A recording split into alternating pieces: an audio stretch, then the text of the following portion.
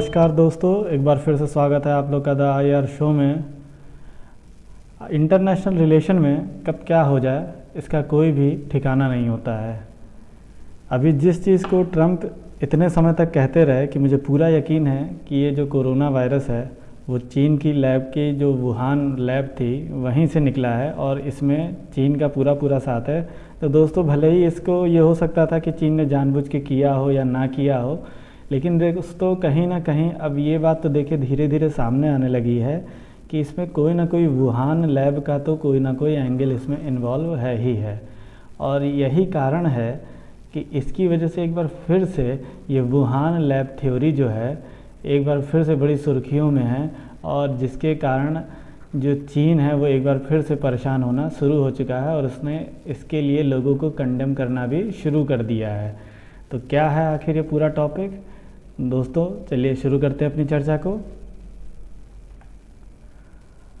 तो बात ये है कि 27 मई को जो बाइडेन ने एक आदेश दिए इस बात के कि जल्द ही मैंने अपनी जो खुफिया एजेंसी है, ख़ास तौर से CIA, इसको मैंने आदेश दिया है कि ये 3 महीने के अंदर मुझे report they regarding origin of the virus. अब दोस्तों, जब इन्होंने कहा ओरिजिन ऑफ द वायरस तो सबने ये ठीक अंदाज़ा लगा लिया कि इनका अंदाज़ा जो है, इनका जो इंडिकेशन है किसकी तरफ है, ये चाइना की वुहान लैब की तरफ है।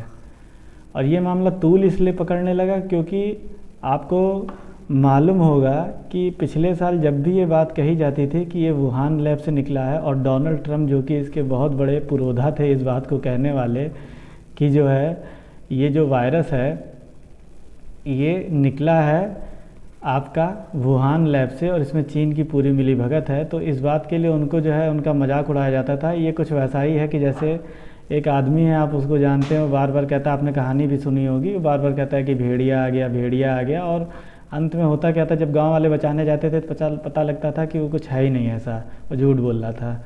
लेकिन बाद में क्या हुआ, असलियत में भेड़िया आ गया और वो सही में उसको मार के खा जाता है। तो दोस्तों होता यही है कि देखिए डोनाल्ड ट्रम्प क्या था कि वो अक्सर कभी कभी ऐसी बातें कह देते थे कि लोग उनकी बातों को सीरियस नहीं लेते थे। तो एक तरीके का इनका ऑरा ही कुछ इस टाइप का बन गया था कि ये पता नहीं कब क्या कह दें, इनका क्या भरोसा।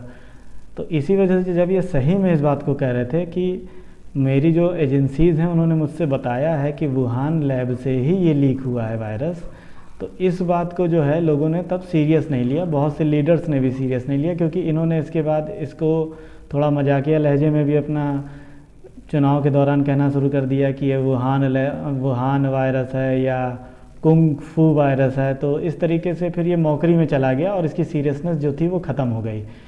तो अगर ये सीरियसनेस को बरकरार रखते, सिर्फ इसी बात पे रहते कि वुहान लैब से ही निकला और ये वुहान वायरस है या कुछ ऐसा कहते ही रहते बराबर, पर्टिकुलर इसको एक मौकरी टाइप का ना बनाते, तो कहीं ना कहीं ये चीज़ सीरियसनेस इसकी बनी रहती। और आज जो बात बाइडेन करने जा रहे हैं वही काम ट्रम्प कर रहे होते, और ट्रम्प ने तो इसके लिए खैर ऑर्डर दे दिए थे, उसी चीज़ को ये आगे बढ़ा रहे हैं। हालांकि इन्होंने पहली जो भी इन्वेस्टिगेशन थी उसको रद्द कर दिया, ये कह के ये रीज़नेबल नहीं है, ये दिखाने के लिए कि कहीं अगर वो बात वही निकल जाएगी तो फिर ये हो गया तो ट्रम्प ने किया।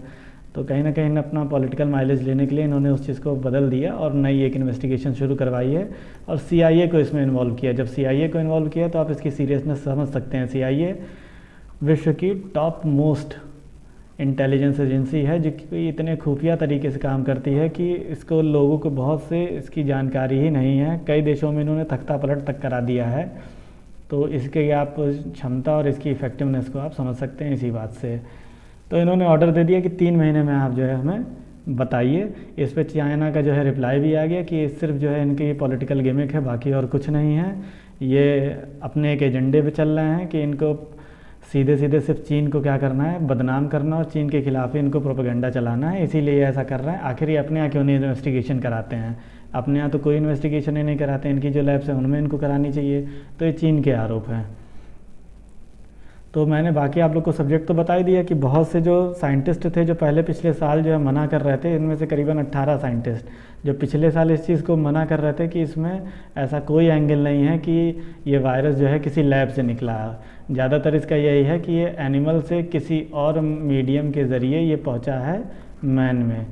तो इसका ऐसा कोई नहीं। और इसके लिए जो है इनकी जो बहुत बड़ी जो मीट मार्केट है इनकी चाइना की वुहान में, ये उसको बताया जाता था कि वहीं कहीं से निकला है।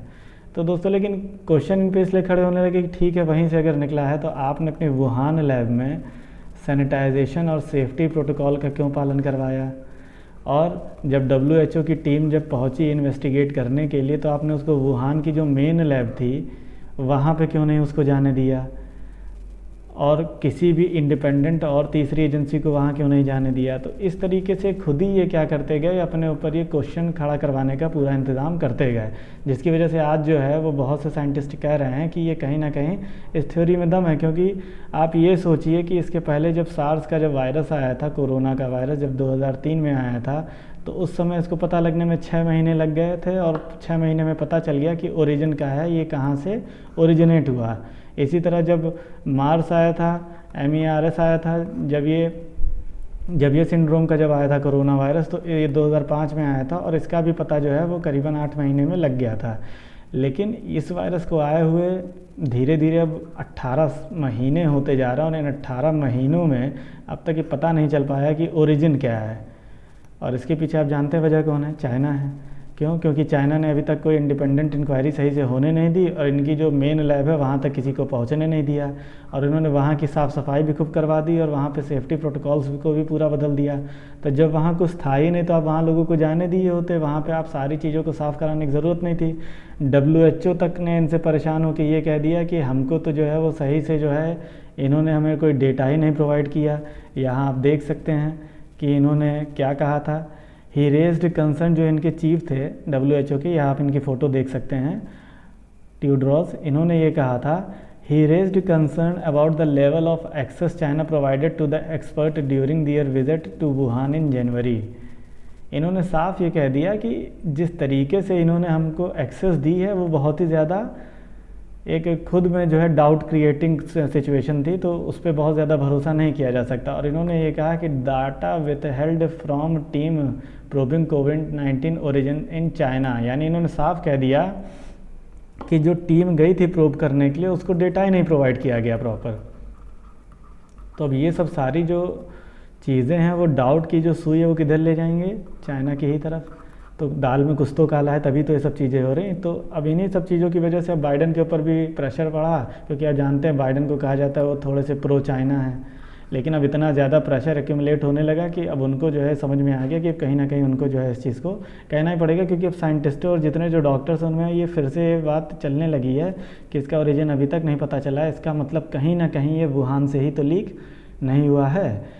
इसीलिए अब ये सब बातें चलने लगी। और अभी एक बहुत नई डेवलपमेंट हुई 28 मई को ही, आप यहाँ देख सकते हैं, फेसबुक ने क्या किया कि अपनी जो पॉलिसी थी उसको रिवर्स कर दिया। अब कौन सी पॉलिसी थी कि जैसे ही कोई पिछले साल कोरोना के समय में क्या हो रहा था कि जैसे ही कोई कोविड से रिलेटेड वुहान लैब थ्योरी पे कोई कमेंट करता था या वुहान लैब थ्योरी से रिलेटेड किसी कंटेंट को प्रमोट करता था, तो ये उस पर क्या करते थे, पोस्ट को जो है ये बैन कर देते थे, ये उस पोस्ट को पब्लिश ही नहीं होने देते थे। ये इन्होंने अपनी पॉलिसी में बना लिया था। क्यों? क्योंकि इसके कोई पर्टिकुलर एविडेंस नहीं थे, तो इन्होंने अपनी पॉलिसी के तहत क्या किया, इसको बैन कर दिया था। लेकिन अब जब इस बार फिर से मोमेंटम जब गेन होने लगा है इसी चर्चा को लेके कि ज़रूर वुहान लैब से ही क्रिएट हुआ है, तो इन्होंने क्या किया, ये 28 मई को इन्होंने अपनी पॉलिसी को जो है वो रिवर्स कर दिया है। और इन्होंने रिवर्स करके अब सारे उन पोस्टों को अलाउ कर दिया है कि अगर कोई लिखना चाहे किसके खिलाफ, वुहान लैब को लेके अगर लिखना चाहे कि इसका ओरिजिन जो है वुहान लैब से ही हुआ है तो लिख सकता है। अब ये किसी तरीके की इन पे जो है वो प्रोहिबिशन नहीं है। तो अब आप सोच सकते हैं कि कितना मोमेंटम बन चुका है, जिस वजह से ही जो है बाइडन ने भी ये फैसला लिया है।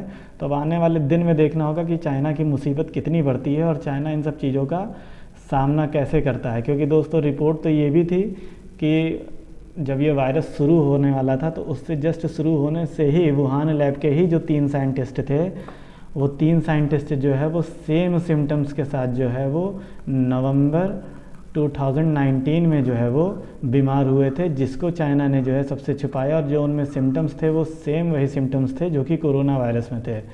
तब आप समझ सकते हैं कि किस तरीके से चाइना ने चालाकी की। और इस पे एंथनी फॉसी थे, ये भी डॉक्टर बहुत फेमस रहे।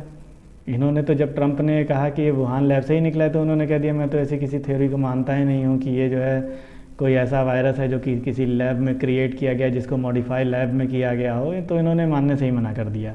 वुहान इंस्टीट्यूट ऑफ वायरोलॉजी जहाँ की बात होती थी, जिसको WIV भी कहते हैं, तो इन्होंने अब इसको इनकार कर दिया था। तो उस समय जो है डोनाल्ड ट्रंप का जो क्लेम था वो थोड़ा सा फीका पड़ गया था। लेकिन उसके बाद अब इन्होंने ये कहना शुरू कर दिया है कि मैंने ये कभी नहीं कहा कि मतलब उसकी कोई पॉसिबिलिटी नहीं है, उसकी पॉसिबिलिटी है। उन्होंने कहा कि I was not entirely convinced that the virus originated naturally and called for the origins of the virus to continue to investigating by the national, international authorities और national agencies। तो ये दोस्तों इन्होंने कहा कि मैंने तो पहले भी कहा था कि इसकी अलग से जो है जांच होनी चाहिए, लेकिन जो है मैंने ये कभी नहीं कहा था कि मैं पूरी तरीके से कभी कन्विंस नहीं हुआ कि ये नेचुरली था।